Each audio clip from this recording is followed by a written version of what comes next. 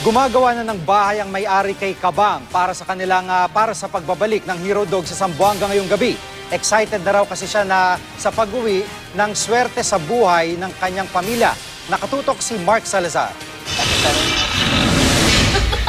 Hindi maitago ang pagkasabik ng pamilya ni Mang Rudy.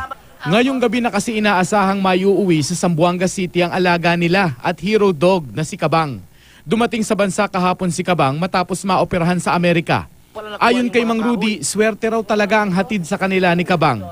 Humina nga raw ang kita nila sa vulcanizing shop nang mawala ang alaga. Kung wala si Kabang sa akin, wala nang vulcanizing ko. Para pag natumba ko. Yung kung nandito ba si Kabang, hindi ko natumba pag tindig lang po ako. Maging ang asawa ni Mang Rudy, excited daw sa lubungin si Kabang. Excited din ako pag darating ni Kabang. Pupunta din ako. Hindi naman daw makakalimutan ni Dina ang nagawa sa kanya ni Kabang. Si Dina ang isa sa 2 batang nailigtas ni Kabang noong 2011. Utang niya raw kay Kabang ang kanyang buhay at hindi raw niya palalampasin ang pagkakataong makita ang kaibigan. Kung darating si Kabang, namimiss ko na siya. Mark Salazar, Nakatutok, 24 Oras.